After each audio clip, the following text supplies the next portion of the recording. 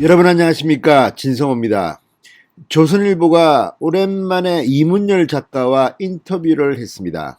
자, 이문열 작가는 그런데 요즘 희망을 봤다고 합니다. 기분이 상당히 좋은 모양입니다.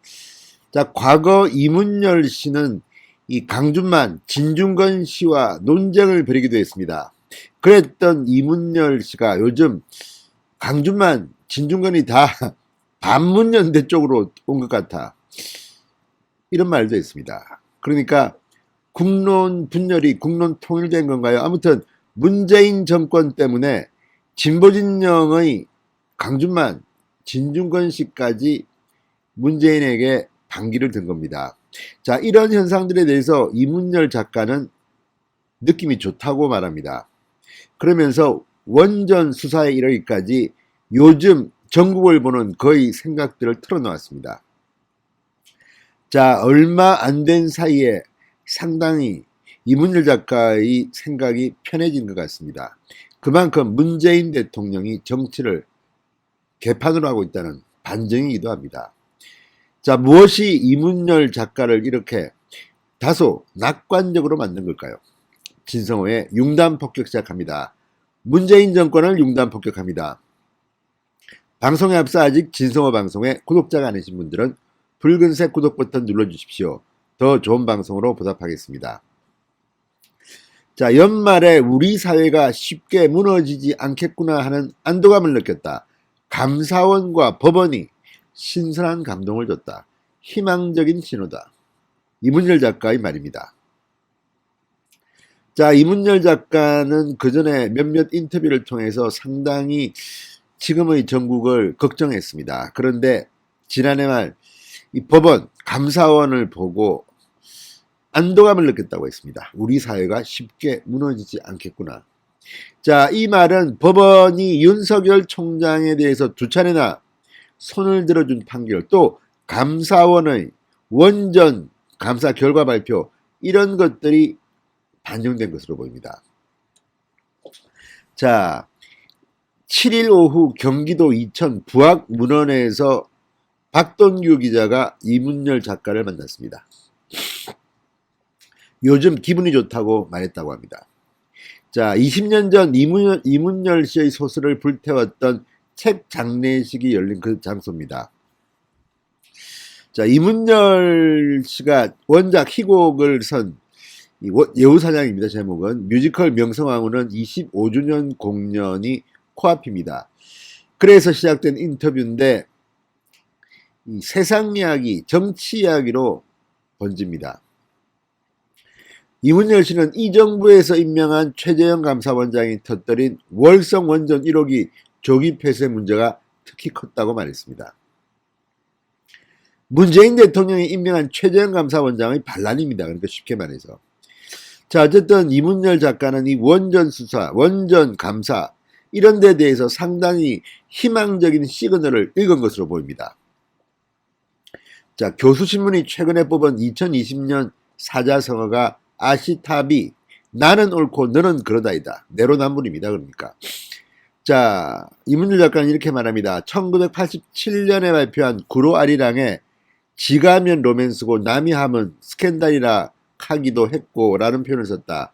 그게 바로 내로남불이고 어쩌면 아시타비의 뿌리인지도 모르겠다.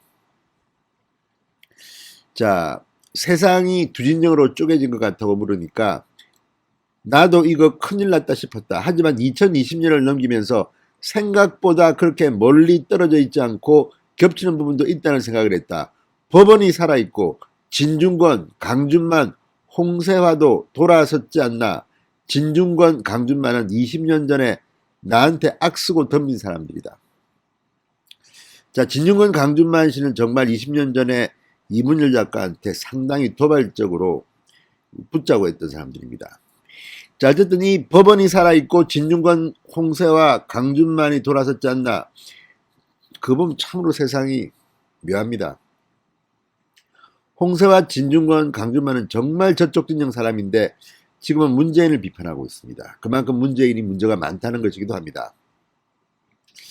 자, 이문열 씨는 공자가 남긴 말 중에 사람을 죽여도 되는 5가지 죄가 있다. 그 중에 하나가 거짓을 말하면서 달변인 죄 이렇게 말합니다. 재밌네요, 아주 표현이. 거짓을 말하면서 달변인 죄, 공자는 사람을 죽이도 되는 5가지 죄 중 이걸 넣었답니다. 20년 전 홍위병 파문은 진중권과 얽혀있다. 내가 청선시민연대의 낙천낙선운동을 보고 홍위병을 돌아보며라는 칼럼을 쓰자 진중권이 이문열과 젖소 부인의 관계, 이문열이 뚜렷한 증거도 없이 시민운동에서 홍위병을 떠올리듯이 나도 그를 보면 젖소 부인이 생각난다는 그런 내용입니다. 자, 이문열과 젖소 부인의 관계라는 글로 반박하며 농격으로 떠오릅니다. 강준만은 개가 짖어도 돌아보는데 얼마나 무시하면 대꾸를 안 하냐고 나를 욕했다. 자, 그랬던 그들이 진중권과 강준만이 문재인 정부와 갈라섰다. 어떤 책임감 때문에 앞장섰는데 가다 보니 이 길이 아니다라고 생각한 것 같아. 더는 찬성 못하겠다며 선긋기를 한 것이다. 자, 이게 문재인 정권의 치명상은 이런 진보진영의 농객들, 학자들이 다 돌아섰다는 겁니다. 홍사시가 얼마나 지독한 사람이었습니까? 그쪽 진영에서는. 그런 원로가 문재인을 버린 겁니다. 임금이라고 합니다. 문재인은. 자, 홍위병 파문. 안티조선 운동과 주사파가 합세해 선동한 책장례식 퍼포먼스였다. 당시 나도 코웃음도 안 쳤다. 상처는 그냥 오히려 훈장 하나 달았다는 기분이 들었을 정도다. 이 정부가 내건 적폐 청산은 아직 끝나지 않았다고 물어보니까 정치적인 구호일 뿐이었다. 나는 박근혜 씨라고 탄핵에 별로 불만 없지만 문재인 정부가 적폐를 말할 권리는 없다고 생각한다. 그들 내부에 전부터 쌓여있던 적폐가 권력을 잡고 나서 다 드러나고 있지 않나. 추미애도 그렇다. 10년 아래인 추미애는 20년 전에 나를 향해 곡학아세라고 공격한 뒤 기자들 앞에서 취중에 가당차는 놈이라고 폭언했다. 일간지 일면에 났다. 어떤 기자는 욕하기 민망해 비가당자로 바꿨었다. 나는 그때부터 추미애의 본질을 알아봤고 비가당녀로 여긴다. 이렇게 말했습니다. 자, 정치권의 내로남불이 극심하다고 하니까 옛날에도 마찬가지였다. 1960년대 일본에서 눈이 하나 먼 여당 의원이 있었다. 야당 의원이 애꾸야 한눈으로 뭘 보냐라고 쏘아붙이자 그가 이렇게 대꾸했다. 뭐 임마 일목요연하지. 그렇게 말을 뒤집는 게 정치의 속성이다. 내로남불은 정치권 바깥에도 흔하다.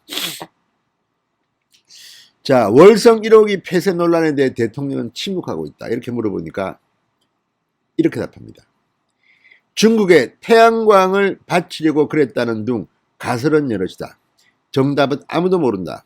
빠르면 검찰 수사로 드러나거나 늦어도 그 의혹이 투표에 반영될 것이다. 지금 풍력 발전도 문제다. 내 소설 젊은 날의 초상에 등장하는 창수령 고개를 넘으면 풍차가 150개 돌아간다. 아름드리 소나무를 다 베어냈다. 그 바람에 짐승들은 다 사라졌다.